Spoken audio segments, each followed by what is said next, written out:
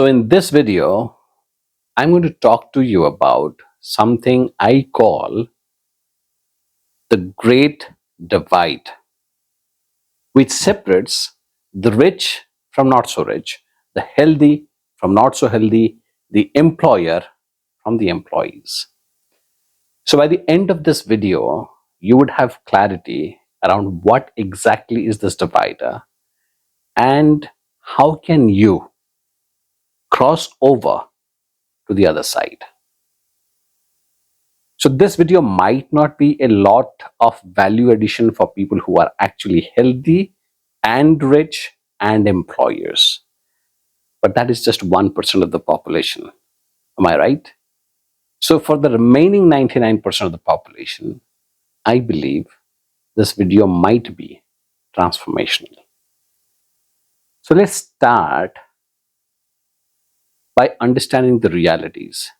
There are so many millionaires, billionaires who are self-made, and they have acquired that wealth in the last 10, 15, 12, 20 years. So they also started working a normal job some 20 years back when you started working.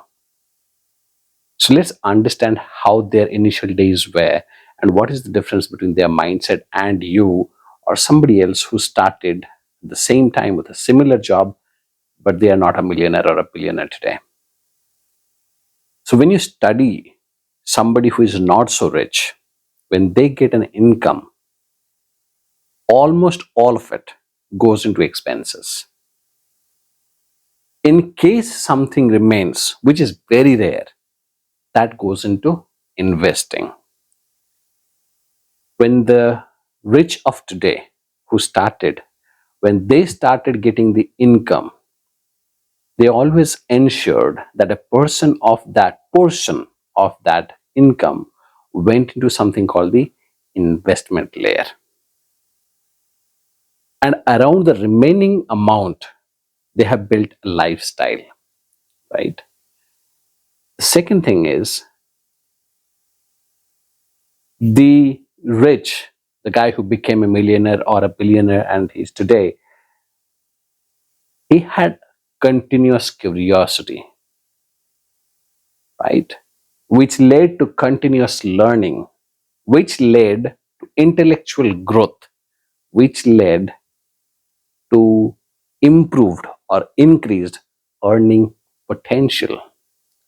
So this guy has continuously been making more money or had a mindset to look for ways in which he can create more value for the customers and for the market and for the company he's working for so that he can or she can make more and more money. At the same time, when you look at someone who is not so rich today, they didn't have that continuous curiosity, which didn't lead to continuous learning, which didn't create the opportunity of increased earning potential. And every time this millionaire or billionaire got an increment in salary or income, the extra money always went into the investment layer. And the lifestyle never changed for at least 8 to 10 years. But if you look at the not so rich guy today, every time they received an income or increase in income, the lifestyle always expanded to either meet that income or to exceed that income. So that's the difference, right? Let's look at the healthy bunch of people and not so healthy bunch of people. Not so healthy bunch of people, you ask a question, why aren't you eating healthy? Oh, they don't have an answer. Or they have an answer which is mostly an excuse. Why aren't you exercising? Oh, I'm traveling from last 2 months. I don't have time to sleep. I don't have time to exercise. It's pretty hectic, man. Why aren't you exercising? Oh, it's already October. I will start from January. New year, new habits, you know how it is, right? And why aren't you exercising? Oh, not feeling like it today. We'll start soon. At the same time, when you study this healthy bunch of people, they have a mindset Whether I'm feeling good or not, I will do my reps today. I'll do my exercise today. Doesn't matter which part of the world I am in, whether I'm traveling or not, I will do my reps. I'll do my exercise, right? Doesn't matter how hectic my schedule is, I will do my reps. Doesn't matter how the weather is, I will do my reps, right? So that's the difference in mindset between the healthy and the not so healthy, right? So essentially, a bunch of excuses versus a lot of execution. That's what you will find out if you venture into this kind of study.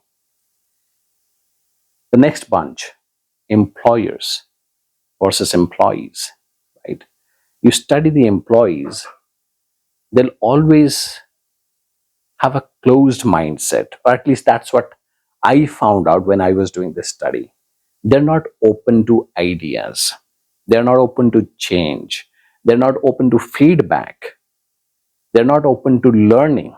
I have had 20 years of experience. Don't try to teach me, right? They don't have openness towards experimentation. Why do something that has never been done before? They are not open to taking risks. At the same time, when you study the employers, the entrepreneurs, the founders, the CXOs, you'll find that they have that openness to continuously learn, the openness to take risks, the openness to conduct experiments, and the openness to fail, the openness to seek feedback.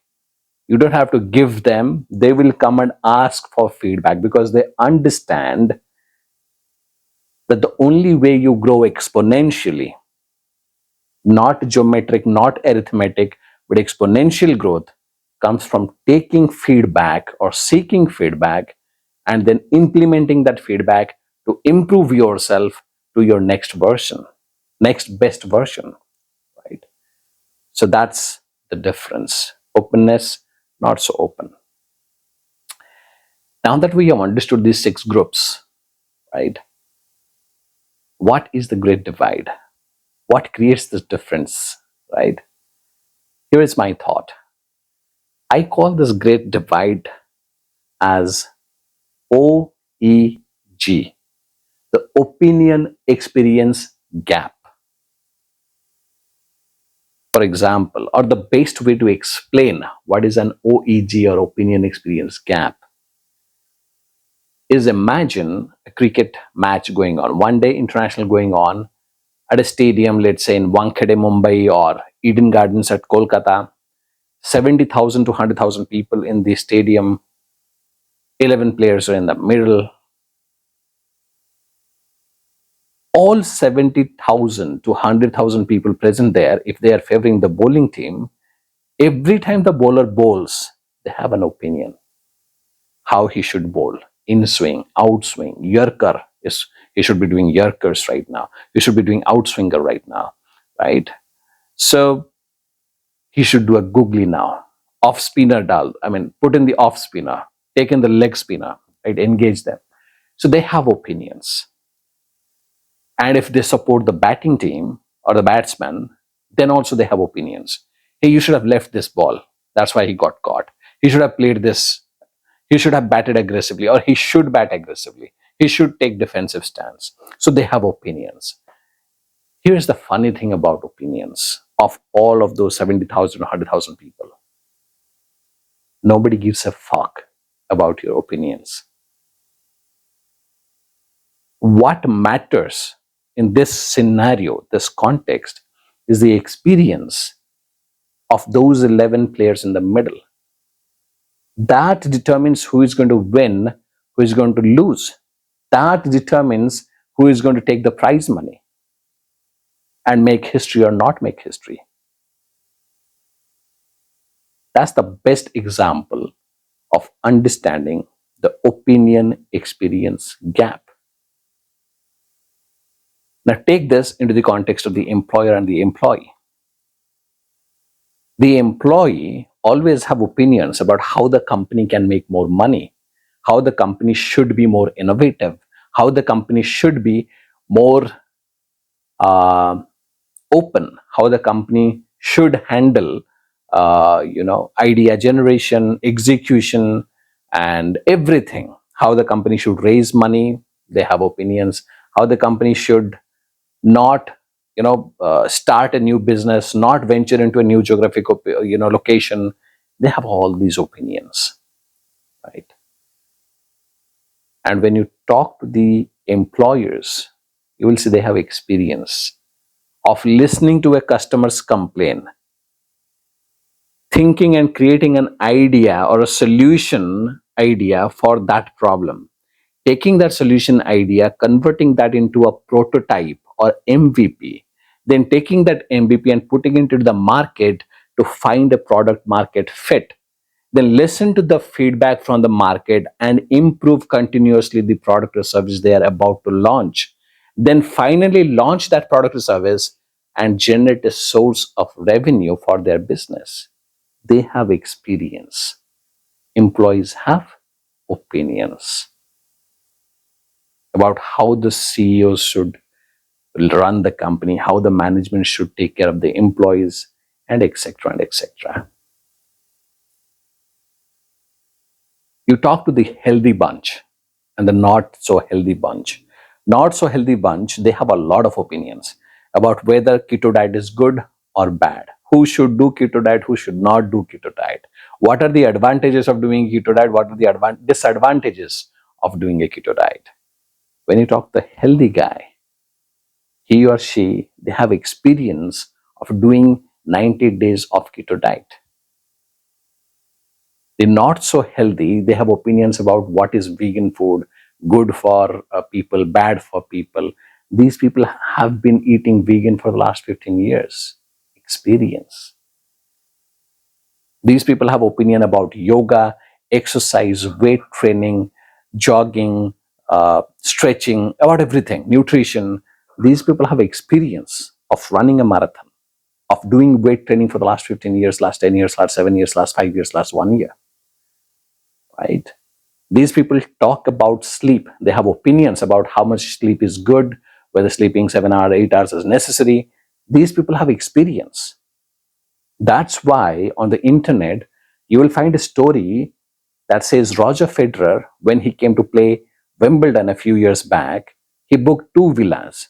One villa for the wife and kids, babies, and one villa for himself so that he can get his 12 hours of sleep. That's why on the internet you will find a reel or a short that shows Usain Bolt saying that I need my 10 hours of sleep to perform at my level. That's why on the internet you will find an article or a video where Jeff Bridges is talking that I need my 8 hours of sleep so that I can make good decisions, because I understand that my decisions not only impact few thousand of my employees, but a few million of my customers. That's experience, not opinions. When you talk to the rich and not so rich, the not so rich, they have opinions about investment, whether you should invest in stock market, whether you shouldn't, whether you should do SIP, you shouldn't, how much money is good, how all rich people are evil. They have their theories and their opinions. When you talk to the rich guy, he has that experience of converting an idea into a source of revenue, converting a customer's complaint into a source of revenue, converting his or her experience into a source of revenue. He has experience of making people work so that he can make money. He has experience of making his money work so that he can make more money. He has experience, or she has experience, where the nots, whether the whereas the not so rich, they have opinions. So that's the great divide, the opinion experience gap. And now, if you want to make a transition to the other side, to the healthier side, to the rich side, to the employer side, you know what you need to do. You have to start gathering experiences and let go of the opinions that happen, clouding your mind, leading to indecision and inaction, right? And you don't have to tell me which group you belong to. You don't have to tell this to anyone. You know exactly which group you belong to. And now you know exactly what you need to do to jump over to the other side. I hope this resonated with you. I hope you can see what I'm trying to tell you. You can imagine how life would be on the other side. And I hope you will take diligent action to start making your transition into the other side. If you wish, I would love to learn about your thoughts in the comments. Please do share them. And I'll see you in the next video whenever that happens. Till then, take care and be limitless.